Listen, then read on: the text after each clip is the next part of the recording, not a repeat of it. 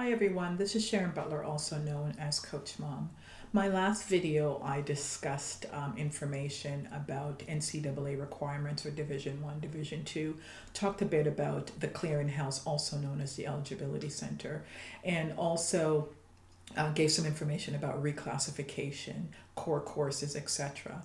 This video, I am going to discuss other scholarship opportunities, namely in Canada through USports, and through the US Division 3, NAIA, and junior college, also known as JUCO. Not to worry, I'm going to post a lot of this information as links below the video, so then you can look at this information at your convenience. So in Division 1, for males, there are 13 full scholarships available. In the female category, there are 15 scholarships available. In D2, there are 10 scholarships. In D3, technically they don't have scholarships. What they have is academic assistance. In NAIA, Division 1, there are 11 scholarships, and in D2 of NAIA, there are 6. I'll go into a little bit more of a description of NAIA, but some say that is equivalent to Division 2. It just has a bit more requirements, or different requirements, than NCAA. And last but not least, junior college, also known as JUCO, there are 15 scholarships that are available. So are there scholarships offered? Athletic scholarship, I'm going to say, offered by USports, which is the body that governs our Canadian university?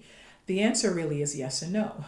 So I say yes because most of the provinces, except Ontario, will offer athletic aid for tuition and competition fees, for example. So they may provide you, pay for your tuition, but not for your housing, for example.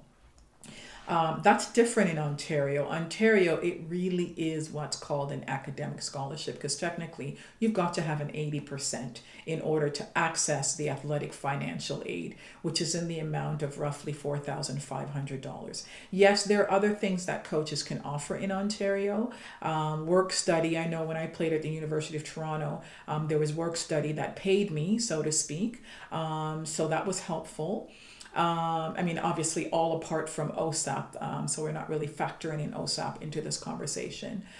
So in Ontario, you've got to come into your first year of university with an 80% in order to access, again, this athletic financial aid.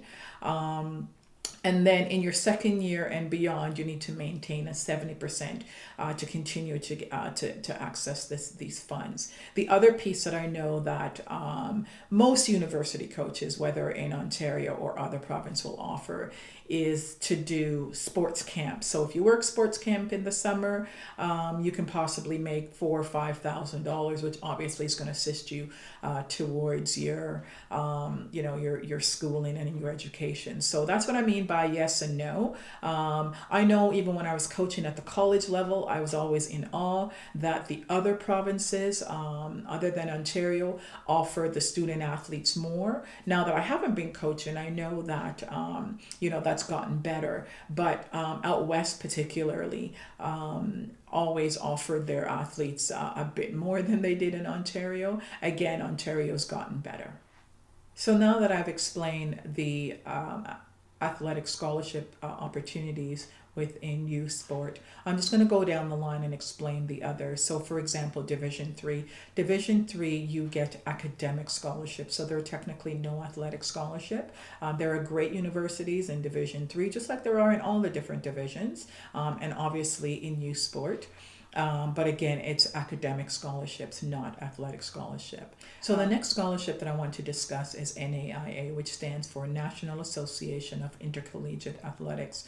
I think I mentioned this earlier, that this is, some say, equivalent to a Division 2 scholarship. And I in reading up about some of the rules, it is a little bit easier for international students. Little different requirements, obviously, than the NCAA. One of the requirements is high school GPA, minimum overall high school GPA of a 2.0 on a 4.0 scale. So that's the difference with the NAIA versus again the NCAA. The other piece that I wanted to mention is JUCO, which is also known as JUCO, Junior College, and the official name for that is National Junior College Athletic Association. Typically, when an athlete is going to JUCO, it's for a number of reasons. One, if you did not qualify for a Division I, Division II scholarship, then you can go to JUCO. If you would do that, then you would have to do 2 years, basically finish off your degree in order to then potentially come back around for a D1, D2 scholarship. Also, players may qualify for Division I, Division II, but maybe they didn't get the offer that they wanted, so they can go and play for 1 year. So if you qualify, the key to remember here is if you qualify, then you don't have to do the 2 years in junior college. But if you don't qualify, then you will have to do your 2 years to then move on again to Division I, Division II. So that wraps up my conversation about scholarship opportunities, basically in North America. The next video that I'm going to definitely do is to discuss my understanding of the life period and all this recruiting timeline and the changes that are happening as per the NCAA. There's some huge controversies happening in this, and I know your child might be affected depending on their AAU program or their prep school, or if they don't attend a prep school, what does that mean in terms of visibility of our student athletes to college level or college/university level coaches. The last piece that I want to remind you about is the 3rd annual Prep School Coach Mom Prep School Showcase that is scheduled for March 23rd, 24th, 2019. Have the venue already picked out, and you can register. So the link will be provided at the bottom of this video. So again, registration is open, so I would love to see you there. Also, really exciting news. I have some very, very special guests that will be attending the showcase this year, but I'll make more announcements in the future. Coach Mom signing off.